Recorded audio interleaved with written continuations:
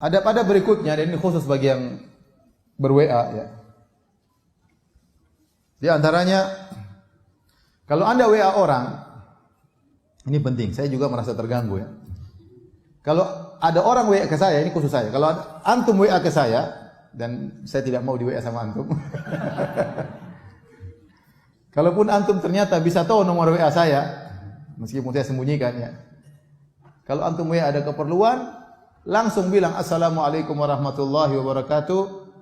Ustaz, saya fulan ada begini. Langsung. Sebagian orang assalamualaikum. Tok. Ustaz, waalaikumsalam. Enggak langsung pada intinya, ini mengganggu saya. Ya.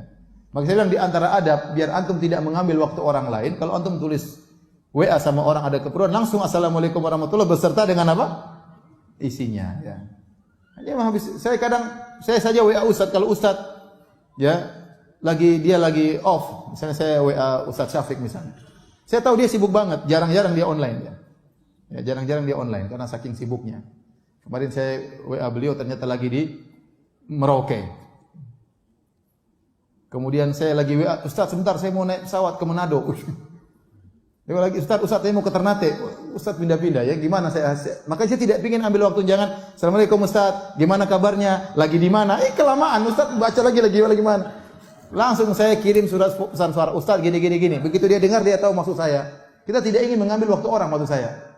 Tapi kalau kawan sendiri enggak apa-apa lah, Kak, basa-basi. Maksud saya ada orang yang tidak ingin waktunya terbuang-buang, hanya cuma Assalamualaikum terus enggak ada apa-apanya. Maka saya bilang di antara adab kalau Anda berhubungan dengan orang yang Anda tahu dia sibuk, jangan habisin waktunya tulis Assalamualaikum sekaligus apa? Tujuan Anda. Paham tidak? Jadi kalau sama istri, sayang gimana? Enggak apa-apa, lagi di mana? Sama istri enggak ada masalah. Ya, tapi kalau sama orang yang Anda tahu dia waktunya penting, maka jangan seperti itu. Ya, seperti itu. Jadi kesempatan dia melihat WA kita, dia langsung tahu maksud dan tujuan dari isi WA dari kita. Maka assalamualaikum langsung isinya. Tapi permasalahan berikutnya, Ustaz, kalau ada orang beri salam kepada kita, apakah harus kita jawab? Orang beri salam lewat WA, assalamualaikum, atau lewat WhatsApp, atau lewat SMS, atau lewat Facebook, assalamualaikum. Kalau Anda tidak buka, ya berarti tidak perlu jawab. Tapi kalau terbuka, apakah harus dijawab? Makanya ada khilaf di kalangan para ulama. Sebenarnya ulama mengatakan, kalau salam tersebut berupa tulisan, cukup menjawab dengan lisan. Cukup menjawab dengan waalaikumsalam meskipun tidak nulis. Meskipun tidak sampai suara kita kepada dia, tetapi kita telah mendoakannya, kita telah menjawab dengan kebaikan. Sebagaimana mendoakan kita mendoakan dia. Bahkan kita doakan dengan apa? Lisan. Ini pendapat dipilih oleh Syekh Sulaiman Ar-Ruhaili hafizahullahu taala. Meskipun semua sepakat yang lebih afdal adalah dengan menulis juga. Ya. Dan lebih hati-hati kalau Anda bisa jawab dengan tulisan, jawab dengan tulisan. Karena Allah berfirman, "Wa idza huyitum bi tahiyyatin fahayyu bi ahsana minha aw rudduha." Kalau kalian diberi salam dengan suatu salam, maka balaslah dengan yang lebih baik atau yang semisalnya. Dan ayat ini umum kata sebagian ulama, mencakup tulisan, mencakup lisan, mencakup tata cara. Sampai Syekh Utsaimin mengatakan kalau ada orang memberi salam kepada Anda, assalamualaikum warahmatullahi wabarakatuh, langsung dengan senyuman, maka Anda juga berusaha jawab dengan apa? Senyuman. Kalau ada orang misalnya beri salam dengan menjulurkan tangannya, Anda juga menjulurkan tangannya supaya Anda bisa menjawab sesuai dengan apa yang dia lakukan. Dan berdasarkan keumuman ayat ini, maka kalau ada orang memberi salam dengan tulisan assalamualaikum, maka kita jawab juga dengan tulisan. Kecuali kalau ada kemudaratan. Kita tahu orang ini mengganggu, ya sudah enggak usah dijawab. Kita jawab dengan lisan aja. Waalaikumsalam, tapi enggak usah dijawab. Orang ini mengganggu. Orang ini mengganggu privasi saya. Ini laki-laki mengganggu saya, ini perempuan mengganggu saya. Ini laki-laki kejar-kejar saya, ini janda kejar-kejar saya. Ya sudah, blokir. Kita jawab dengan lisan. Waalaikumsalam warahmatullahi wabarakatuh. Paham? Di antara hukum menjawab salam. Kemudian juga tatkala kita di grup, ingat kita satu grup, dalam grup kita 200 orang. Kalau kita posting sesuatu akan dibaca oleh 200 orang, paling tidak banyak yang baca. Kita akan mengambil waktunya, mengambil waktu mereka. Maka tatkala kita ingin men-share sesuatu, mikir. Pantaskah yang saya share ini mengambil waktu teman-teman saya 200 orang? Ternyata hanya lelucon yang tidak bermanfaat misalnya. Ternyata berita yang hoax misalnya. Dia akan buka, dia paling tidak dia ngambil waktu 1 menit, 2 menit, kita ngabisin waktu orang, tidak bermanfaat. Maka sebelum kita share, kita pikir ini penting atau tidak. Apakah berhak untuk mengambil waktu teman-temanku? Kalau tidak perlu jangan di-share. Tidak semua yang ada di benak kita share, tidak ada semua di benak kita share, tidak ada semua yang sampai kepada kita share. Jangan latah, ya. Jangan latah. Kata Nabi SAW, kafa bil mar'i kadziban an yuhadditsa bi kulli ma sami'. Cukuplah seorang dikatakan pendusta kalau dia menyampaikan seluruh yang dia dengar. Maka sama, cukuplah seorang dikatakan pendusta kalau dia men-share semua yang dia dapat. Tidak semua yang kita dapat kita share. Kalau ada share, ada berita datang kepada kita, pertama kita cek benar atau tidak. Datang dari jalan yang terpercaya atau tidak. Ya, sekarang berita ngawur-ngawur, banyak ngawurnya. Apakah sumber-sumber berita orang-orang penulis berita tersebut sikoh, ente kenal, rajin sholat di masjid, jujur? Anda kan nggak tahu. Mau berita tentang Saudi, mau berita tentang Amerika, mau berita tentang Indonesia, berita tentang pemerintah, berita tentang ustadz, belum tentu benar. Belum tentu benar. Kalau Anda mengenal yang bawa berita, maka Anda silakan. Tapi kalau enggak, hati-hati. Pertama, sebelum Anda men-share berita, pertama cek beritanya benar atau tidak. Kalau ternyata sudah benar, yang kedua manfaat atau tidak, maslahat atau tidak. Tidak semua yang benar kita sebarin. Kalau ternyata tidak bermanfaat, jangan disebarin. Tidak usah. Ngabisin waktu saudara-saudara kita. Ya.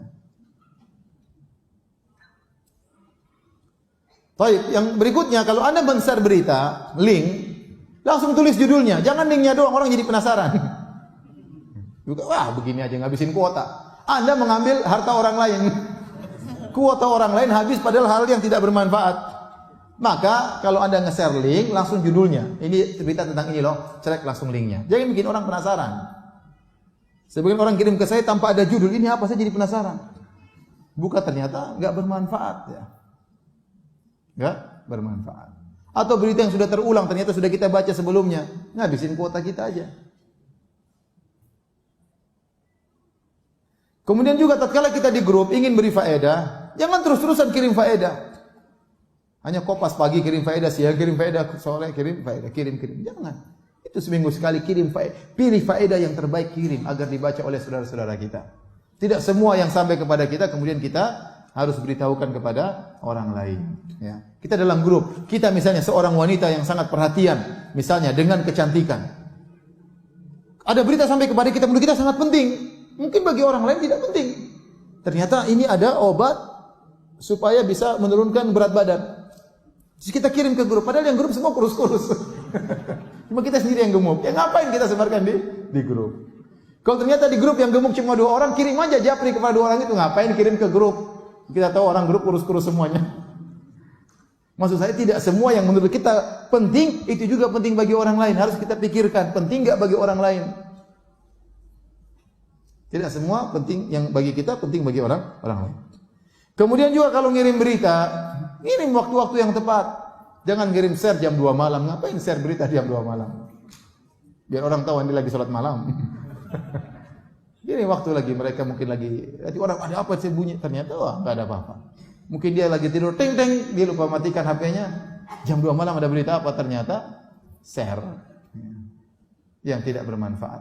Maka pilih waktu yang tepat. Kira-kira orang biasa pegang HP jam berapa? Mungkin pagi-pagi, mungkin sore-sore, mungkin sebelum tidur, enggak apa-apa. Kemudian kalau Anda ternyata dalam grup akhwat, hati-hati, misalnya Anda punya grup 20 orang, semua teman-teman lama, teman-teman sekolah dulu yang mungkin saling tukar-tukaran foto di grup, hati-hati jangan dilihat sama suami. Jangan dilihat oleh suami, enggak boleh ya. Berita apa, Ma? Enggak usah tahu. Ini khusus buat akhwat, enggak boleh. Ya. Karena jangan sampai kita memperlihatkan teman-teman kita yang cantik-cantik sama suami kita. Siapa tahu suami kita tertarik kan repot nanti. Enggak boleh. Rasulullah SAW mengatakan dalam hadisnya, la tubashirul mar'atul mar'ata fatan'atuha li zawjiha ka'annahu yanzuru ilaiha. Janganlah seorang wanita bertemu dengan wanita lain, kemudian dia pulang ketemu suaminya, dia ceritain, "Mas, tadi saya ketemu perempuan gini, seakan-akan sang suami lihat langsung wanita tersebut." Ini tidak boleh oleh Nabi SAW. Nanti buat suaminya penasaran. Tadi perempuan Masya Allah mas, mancungnya luar biasa, putihnya luar biasa. Siapa? Suaminya penasaran. Wong diceritakan saja nggak boleh, apalagi lihat langsung. Diceritain saja nggak boleh, apalagi lihat langsung. Nggak boleh. Ini amanah. Dan belum tentu wanita ya teman kita tersebut ridho dilihat sama suami anti, belum tentu. Maka kalau sudah dalam grup amanah, jangan kita sebarkan foto-foto yang dalam grup tersebut, tidak boleh.